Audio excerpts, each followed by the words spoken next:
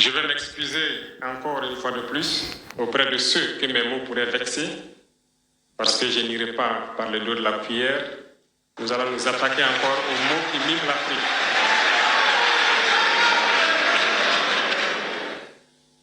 Vous avez certainement tous déjà entendu parler du printemps arabe. Ce phénomène qui a bouleversé la géopolitique du monde arabe, en commençant par le Maghreb, en Afrique jusqu'en Asie.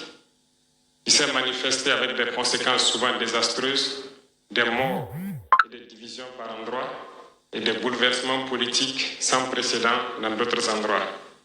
Et je pense que tous les Africains devraient comprendre qu'est-ce que c'est que ce phénomène, d'où il vient, et qu'est-ce qu'il faut faire pour se prémunir d'un tel phénomène. Malheureusement, nous sommes au regret de constater que certains Africains ne se réveillent pas. Et ce que je vais dire n'est que ma pensée à moi, mon analyse, c'est qu'il y a quelque chose qui vient sur l'Afrique de l'Ouest, que j'ai appelé l'hiver noir. L'hiver noir arrive.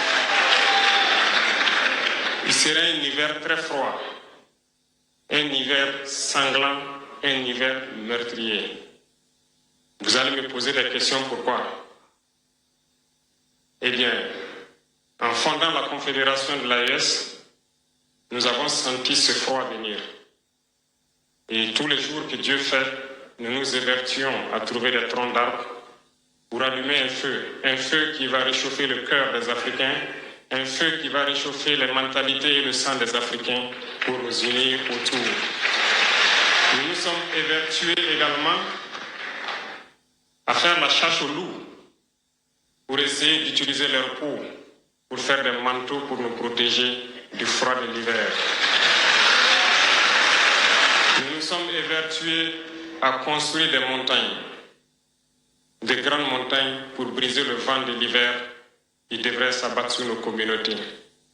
Malheureusement, force est de constater que certains Noirs sont là tous les jours à arroser nos troncs d'arbres d'eau fraîche pour qu'ils ne puissent pas brûler.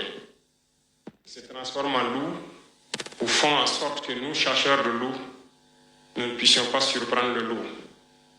Lorsque nous voulons construire nos montagnes, ils brisent les cailloux pour que nous ne puissions pas arriver. Pourtant, l'hiver arrive. Et quand l'hiver viendra, devrions-nous permettre à ceux-là qui combattent de venir se protéger avec nos manteaux qu'on a confectionnés, avec les montagnes qu'on a construites pour nous protéger des vents, ou encore se réchauffer avec nous autour du feu. Telle est la question qu'il faut qu'on se pose. Qu'adviendra-t-il donc du panafricanisme quand l'hiver viendra? L'hiver viendra parce que la guerre se transporte en Afrique de l'Ouest. Les impérialistes font tout pour mettre l'Afrique de l'Ouest à feu et à sang. Mais du sommet de l'État jusqu'à certaines populations, soit nous faisons semblant de ne pas voir venir le danger, ou bien nous sommes nous-mêmes complices de ce qui va arriver. Le chaos pourrait s'installer. Je dis bien pourrait s'installer. Beaucoup de gens pourraient mourir. Nous allons nous entretuer de manière tellement atroce. Et pendant ce temps, ils seraient là à piller nos richesses, à imposer leur volonté. Et ceux qui vont survivre de cette tragédie n'auront que deux choix. Soit s'unir pour toujours contre l'impérialisme, ou se résumer à être des esclaves jusqu'à disparaître. Il faut donc se prémunir de l'hiver noir qui vient. Nous ne pouvons pas comprendre que les Noirs en Afrique de l'Ouest ici prient Dieu que les terroristes tuent des populations noires. Nous ne pouvons pas comprendre que des chefs d'État lâches se cachent derrière des médias, soi-disant médias, pour décourager, insulter, activer la haine entre les populations. Ces individus qui sont sur leur plateau, qui tous les jours du matin au soir crachent leur venin toxique pour attiser la haine entre les communautés, ils sont généralement très vilains. avec leur gueule de musaraigne, ils ne savent que faire cela. Regardez-les bien. Ils sont là avec des yeux de drosophiles sauvages. Tous les jours, c'est cracher du venin. Ils cherchent à diviser les communautés. Sur les réseaux sociaux, ils sont là et ils sont nombreux. Pourquoi est-ce que nous, Noirs, cherchons à cultiver la haine entre nous? Et par hypocrisie, on se dit frère.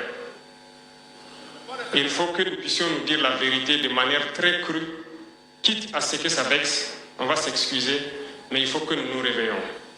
Pourquoi est-ce que le noir est comme ça? Pourquoi est-ce que nous ne pouvons pas voir le danger venir, nous unir et nous prémunir? Pourquoi est-ce qu'il faut que par nos comportements, nous allions affronter ces dangers qui risquent de nous décimer?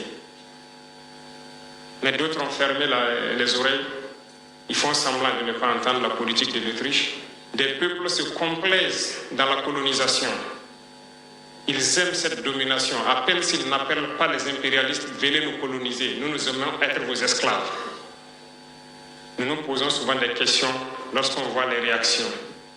Ces pseudo-intellectuels décérébrés, ils sont là à longueur de journée à entamer des débats en toute indignité, en toute malhonnêteté, comme s'ils ne voient pas la réalité des exemples qui se présentent à nous. Il y a plein d'exemples.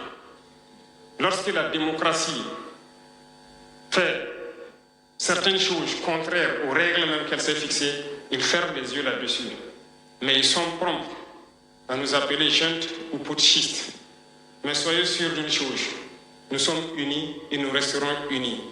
Et nous devons ouvrir les yeux. L'AES va évoluer. Tout n'est pas forcément rose. Tout ne peut pas aller au rythme que nous souhaitons. Mais nous avançons sereinement et nous allons arriver à notre objectif. Et quand viendra l'hiver, si il faille que nous passions par l'hiver pour être libres, pour être unis, nous prions Dieu qu'il en soit ainsi et qu'il protège nos populations. Sinon, une chose est sûre, l'AES vaincra, l'AES grandira. Restez sereins parce que nous avons confiance en nos populations. Nous avons confiance en vous, que vous compreniez qu'aucune manipulation ne peut aujourd'hui nous diviser entre nous. Aucune manipulation ne peut nous amener à haïr d'autres personnes.